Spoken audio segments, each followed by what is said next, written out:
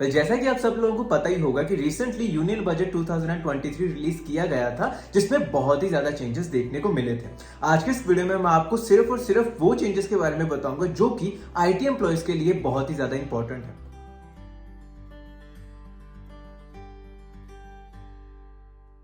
सबसे पहला पॉइंट है new tax regime is default now. जिन लोगों को टैक्स रेजिम्स के बारे में नहीं पता, उनको मैं एक छोटा सा ब्रीफ देना चाहता हूं कि जब भी आप कोई इनकम टैक्स फाइल करते हो तो आपके पास दो चॉइसेस होती हैं। एक होता है ओल्ड टैक्स रेजिम का, दूसरा होता है न्यू टैक्स रेजिम का। ओल्ड टैक्स रेजिम में आप बहुत ज्यादा डिडक्शंस क्लेम कर सकते हो, जैसे कि 80C की डिडक्शन, 80D की डिडक्शन, एक्सेट्रा एक्सेट्रा। जो सारी की सारी डिडक्शन आप क्लेम करने के बाद आपका इनकम टैक्स उसी अकॉर्डिंग चेंज हो जाता था। लेकिन न्यू टैक्स रेजिम में आप किसी भी तरह की डिडक्शन क्लेम नहीं कर सकते। जो भी उन्होंने उस टाइम पे स्लैब्स बनाई होती है, आपको उनके अकॉर्डिंग ही इनकम टैक्स पे करना होता है। तो जैसा कि आप इस स्क्रीन पर देख रहे हैं, ओल्ड टैक्स रेजिम और न्यू टैक्स रेजिम पिछले साल में कुछ इस तरह से देखने को मिल रही थी। लेकिन पिछले साल ओल्ड टैक्स रेजिम जो था वो डिफॉल्ट था। हमेशा ही ओल्ड टैक्स रेजिम डिफॉल्ट रहा है, लेकिन अब उन्होंने इसमें चेंजेस कर दिए हैं। मान लो कि आपने कोई भी रेजिम चूज नहीं की, तो पहले क्या होता था कि हमेशा ओल्ड टैक्स रेजिम के अकॉर्डिंग आपका टैक्स कटा करता था। लेकिन अब क्या हो गया कि आपका टैक्स न्यू टैक्स रेजिम के अकॉर्डिंग कटा करेगा अगर आपने कुछ भी चीज सिलेक्ट नहीं की। अब अगर न्यू टैक्स रेजिम को डिफॉल्ट कर दिया गया है, डजंट मीन कि आप ओल्ड टैक्स रेजिम को ऑप्ट नहीं कर सकते। जिस तरह से आप अभी मैन्युअली जाकर न्यू टैक्स रेजिम को ऑप्ट किया करते थे, उसी तरह से आप अब जाकर ओल्ड टैक्स रेजिम को भी मैन्युअली ऑप्ट कर सकते हैं। Next point is old tax regime is still the same, there is no change in it. बहुत सारे लोगों को इस चीज की कंफ्यूजन हो गई थी कि न्यू टैक्स रेजिम के बारे में तो बहुत ज्यादा लोग बात कर रहे हैं, लेकिन ओल्ड टैक्स रेजिम के बारे में कोई बात नहीं कर रहा। तो मैं उन सब लोगों को ये चीज कहना चाहता हूं कि जिसमें भी आप डिडक्शंस वगैरह क्लेम कर सकते हो, वो सारा का सारा ओल्ड टैक्स रेजिम में आता है और उसमें किसी भी तरह का चेंजेस नहीं आया। जो भी परसेंटेज हमें पिछले साल देखने को मिली थी, अब भी वही परसेंटेज हमें देखने को मिलेगी। So there is no change in old tax regime even in this budget as well.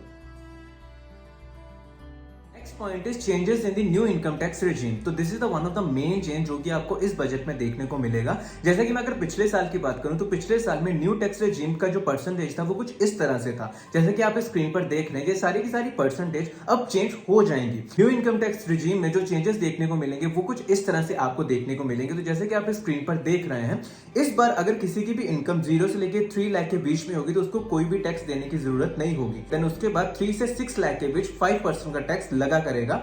उसके बाद 6 to 9 लाख के बीच 10% का टैक्स देना पड़ेगा। देन उसके बाद 9 to 12 लाख के बीच 15% का टैक्स लगेगा। उसके बाद 12 से 15% के बीच 20% का टैक्स लगेगा। और उसके बाद 50 लाख से अबव कोई भी इनकम होगी तो उसको 30% का टैक्स देना पड़ेगा। Next point is standard deduction. तो जैसे कि आप सब लोगों को पता ही होगा कि स्टैंडर्ड डिडक्शन एक ऐसा अमाउंट होता है जिसको कोई भी क्लेम कर सकता है। इसमें पहला अमाउंट जो होता था वो 50,000 के अराउंड दिया जाता था, लेकिन अब इसमें भी चेंजेस देखने को मिले हैं। जिनकी भी सैलरी 15.5 लाख से ऊपर जा रही होगी, वो सारे के सारे एलिजिबल होंगे न्यू स्टैंडर्ड डिडक्शन क्लेम करने के लिए, जिसका अमाउंट 52,500 रुपीज हो चुका है। नेक्स्ट पॉइंट इज कि आपको किसी भी तरह का इनकम टैक्स देने की जरूरत नहीं होगी अगर आपकी सैलरी 7 लाख या फिर उससे नीचे होगी, अगर आपने न्यू टैक्स रेजिम को चूज किया होगा। Next point is ITR processing का जो टाइम हुआ करता था उसको भी रिड्यूस करके सिर्फ और सिर्फ 16 डेज का कर दिया गया है।